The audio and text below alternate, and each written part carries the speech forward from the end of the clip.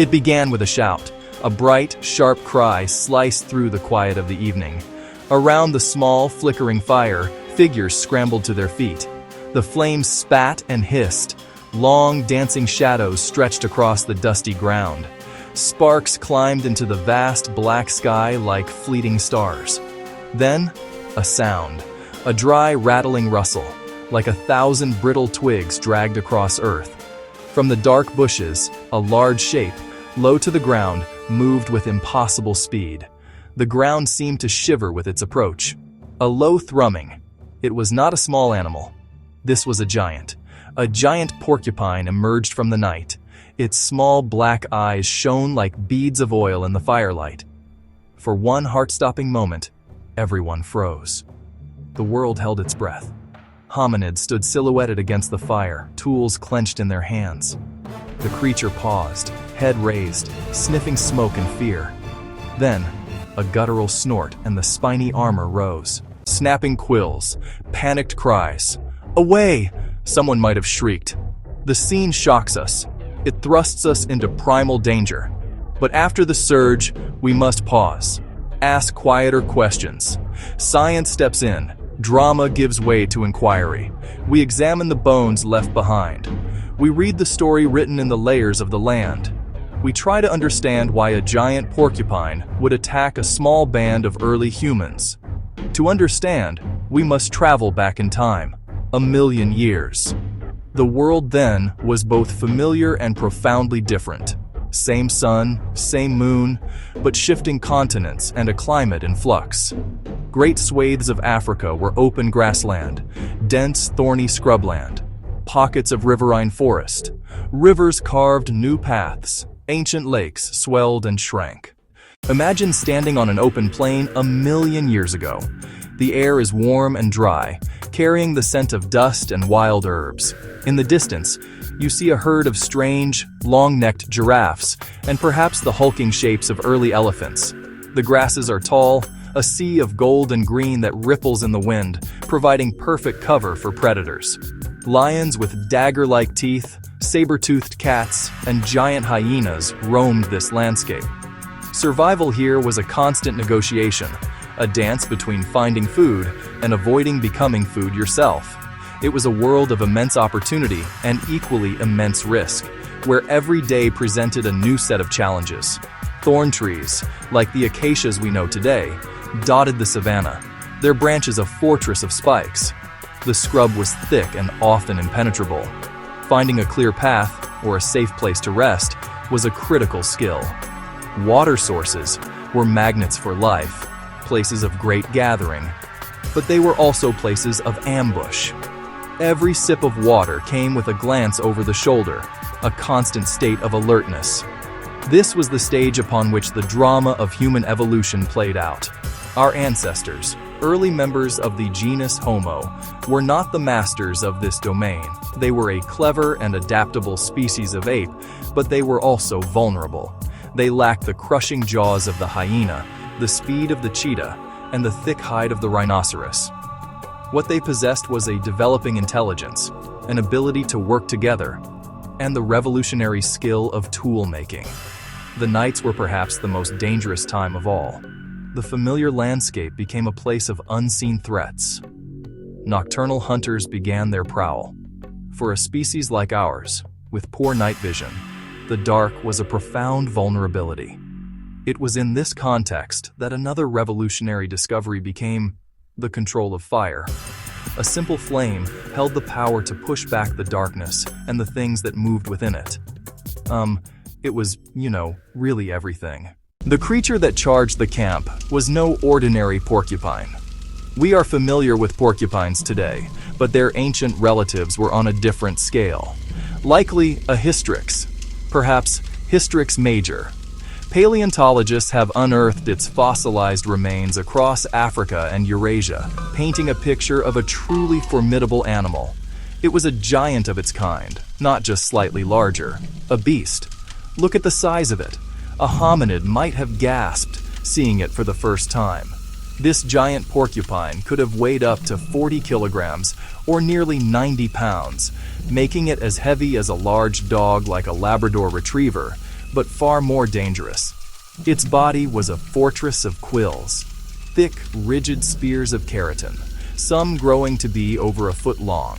Sharpened to a needle point, they were designed to detach easily upon contact, embedding themselves deep into the flesh of any would-be attacker. The sheer density and length, a bristling, rattling mass of defensive weaponry. Its behavior would have been driven by the same instincts that guide porcupines today, but amplified by its size. Primarily a herbivore, it would have spent its nights foraging for roots, tubers, bark, fallen fruit. Its powerful claws were excellent for digging, and its strong incisors could gnaw through the toughest of plant matter. It was likely a solitary creature, or one that lived in small family groups, preferring to avoid conflict. But when threatened, a cornered or startled giant porcupine would have been a terrifying opponent. The sound it made would have been part of its defensive display. As it raised its quills, if that failed, it would turn its back to the threat and charge backwards or sideways, a maneuver designed to drive its longest, most powerful quills into its foe. An animal of this size and power would have had few natural predators. Only the most desperate or foolish hunter would attempt to tackle it. For early hominids, an accidental encounter would have been a moment of extreme peril. Yes. Who were these people huddled around the fire? They were not modern humans, not Homo sapiens. They were our distant cousins, likely Homo erectus, a related species. Standing upright with brains significantly larger than Australopithecines, they were a new and successful kind of primate. They were explorers, spreading out from their ancestral African homeland into parts of Asia and into Europe. Their faces would have had a lower forehead, a more prominent brow ridge, and a more projecting jaw. But a familiar spark of curiosity and intelligence. Their lives were built around community and technology. The most important technology they possessed was the stone tool. For over 1 million years, their ancestors had been chipping away at rocks to create sharp edges. Not finely crafted spear points, but simple, effective Acheulean hand axes and flake tools. A hand axe, teardrop-shaped and worked on both sides, was the Swiss Army knife of the Pleistocene. It could be used to butcher a carcass, dig for roots, chop wood, or defend against a predator. Bring the sharp stone. They did not build houses. Instead, they sought caves, rock overhangs, and dense thickets. In open areas, they might have constructed simple windscreens from branches or from hides. Their camps were not permanent settlements, but home bases, places to return to after a day of foraging, a place to share food, to care for the young, and to rest. The focal point was often the hearth. The control of fire was a monumental leap forward. Warmth, light to extend the day, and a way to cook food. But its most vital role may have been as a guardian. The flickering flames and pungent smoke were a powerful deterrent. A well-tended fire created a circle of safety, a small island of human dominion. It was a place for social bonding, for sharing information, and for finding comfort. It was the heart of their fragile, burgeoning society. How do we know that such encounters happened? How can we peer back 1 million years? See the flash of quills in the firelight. The answers are not found in books, but written in the earth itself. The charge of the giant porcupine was not an act of malice. Animals rarely act out of spite. Their behaviors follow basic rules: survival, fear, opportunity. It may have been foraging nearby, and then it stumbled on the camp unexpectedly. Light, sounds, movement, feeling cornered, feeling trapped. In such a state, a preemptive attack can be the best defense. A way out, another possibility. Protection of its young. If a female had a porcupet nearby, her maternal instincts would be on high alert. Any perceived danger to her offspring would trigger a ferocious response. In that case, the attack is parental care. Curiosity tinged with miscalculation could also play a role. Porcupines are attracted to minerals and salts. Perhaps bones they'd gnawed on, or salt from sweat on discarded tools or hides. The animal may have approached to gnaw these items, only to be surprised by the hominid's reaction. A cautious investigation could escalate in seconds. Finally, We cannot rule out that the animal was injured, sick, or old. An animal in pain or with failing senses can be more aggressive and unpredictable. It may perceive threats where none exist. An old porcupine might misinterpret flickering fire and moving shapes as an assault. The attack then could be a tragic misunderstanding, a final desperate act from a creature at the end of its life. Paleontologists, archaeologists, detectives of deep time at work. At sites where early hominids lived, such as the famous caves of South Africa, they have unearthed a treasure trove of clues. These caves served as shelters for hominids and also as dens for predators, hyenas, saber-toothed cats, creating complex layers of bones and stone. Among the fossilized remains, the bones of porcupines are a common find. What is truly fascinating, however, is the evidence of interaction. Hominids clearly hunted and ate porcupines. Cut marks, fine scratches left by the sharp edges of stone tools. But the story has another side. A fossilized Homo erectus vertebra discovered in Georgia shows signs of a puncture wound that became infected. While we cannot be certain it was a porcupine quill or sharp-quilled animals, a single deep puncture wound could easily lead to a fatal infection in a world without antibiotics. These fossils provide a direct physical link to the past. They are not speculation. They are hard data. Faced with a charging 90-pound beast bristling with spears, what could a small group of early humans do? They could not outrun it over a short distance, and they certainly could not fight it with their bare hands. Their survival depended on three things: their tools, their fire, and their ability to work as a team. Panic would have been the first instinct, but their survival depended on overcoming it. Together, stand together. A lone hominid would have been an easy target, but a group, acting in concert, presented a much more formidable challenge. Their primary weapons were their stone tools and simple wooden spears. A sharpened stick, its point hardened in the fire, could be used as a jabbing weapon. It would not have been long enough to keep the porcupine at a safe distance, but it was better than nothing. Thrown stones could also be effective, not to kill, but to distract and deter.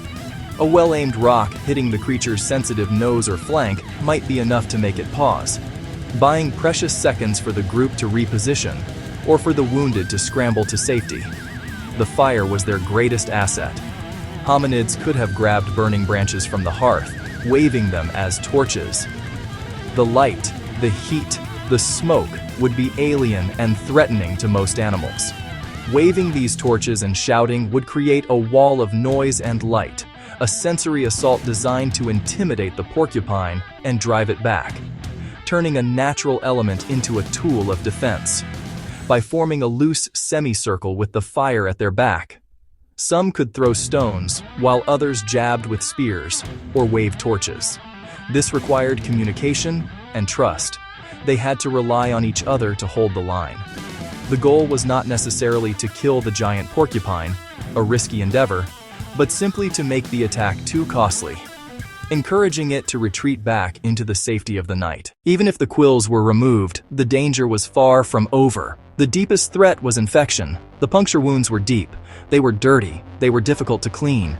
In a world without antiseptics or antibiotics, any deep wound could be a death sentence. Bacteria could enter the bloodstream and lead to sepsis. The group would have done what they could, perhaps washing the wound with water or applying a poultice of chewed leaves. But their medicine was limited. The following days were a tense vigil. A survivor would carry the lessons of that night forever. They would carry physical scars, perhaps a limp, perhaps a tender spot that ached with weather. This would become a story, a cautionary tale told around the fire.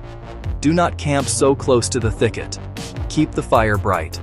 Watch for the rattling sound. The pain and fear of that single encounter would be transformed into collective knowledge, a hard-won wisdom that would increase the chances of survival for the entire group and for generations to come. What does this single, chaotic moment from 1,000,000 years ago truly tell us? It is more than just a dramatic story of survival. It is a window into the very process that shaped us. This clash, one of countless small tests, a nightly examination in the school of the savannah, To graduate, to survive, our ancestors needed to be alert, innovative, and rely on each other. It taught the importance of choosing a campsite, maintaining a vigilant watch, the life-saving power of a well-tended fire. These small, incremental lessons, repeated over thousands of generations, are what drove our evolution.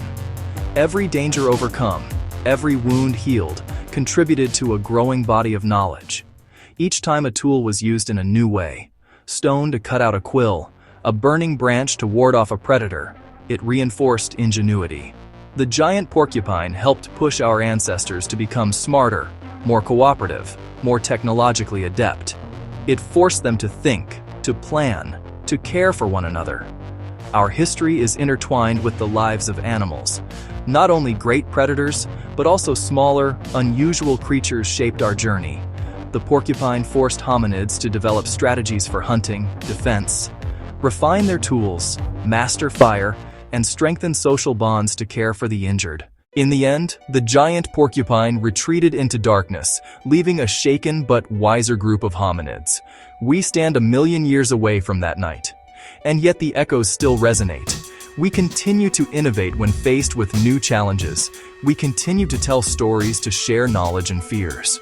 We continue to look at the animal kingdom with wonder, curiosity, respect. That brief, violent clash on an ancient African plain was a single, brutal paragraph in the long story of what it means to be human. A story that reminds us our resilience was forged in fire, stone, and the sharp point of a quill.